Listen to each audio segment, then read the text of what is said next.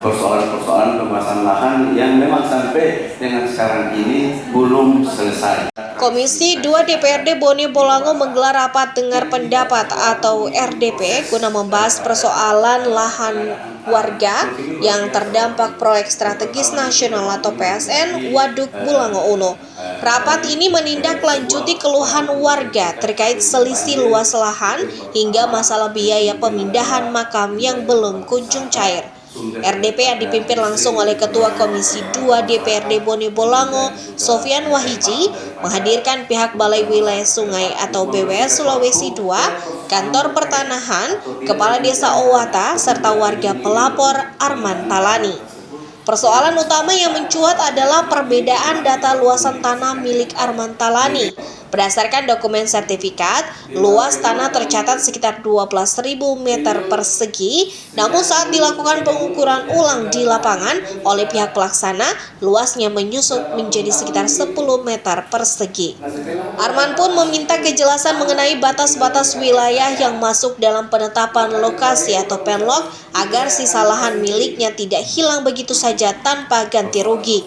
Selain soal lahan, Arman juga mempertanyakan kepastian biaya ganti untung untuk pemindahan 5 jenazah keluarganya.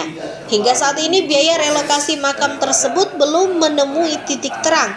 Menanggapi hal tersebut, Sofian memastikan bahwa hak warga akan tetap dibayarkan. Biaya pemindahan kuburan pasti dibayarkan, namun panitia pengadaan tanah masih perlu pengumpulan data pendukung, termasuk dokumen dari pemerintah desa. Jelasnya.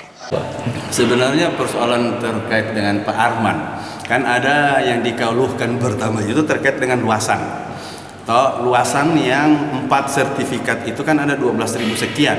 Setelah ditelusuri oleh tim Satgas A, Satgas B, karena sertifikat itu dikeluarkan program PTSL 2018. Satgas A, Satgas B turun itu kan 2019 terkait dengan pengadaan tanah atau untuk pembangunan waduk.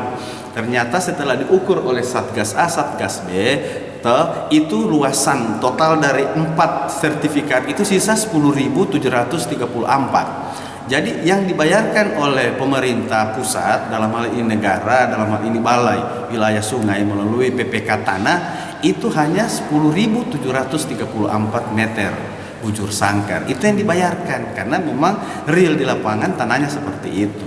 Yang kedua yang dipersoalkan itu terkait dengan pengambilan kuari. Pengambilan kuari oleh pihak ketiga daripada pembangunan waduk itu adalah di luar daripada penlok. Pengambilan kuari material untuk badan waduk atau apa itu saya kurang paham.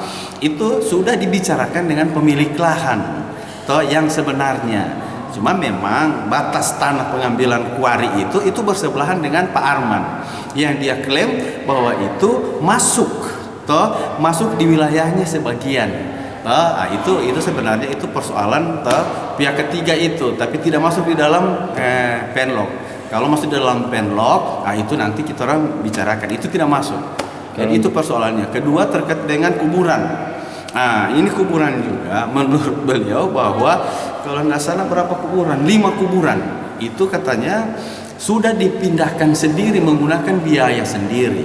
Jadi saya perlu sampaikan bahwa terkait dengan kuburan apapun yang ada di dalam tanah kuburan, tanaman di atasnya itu pasti akan diganti untung oleh pemerintah.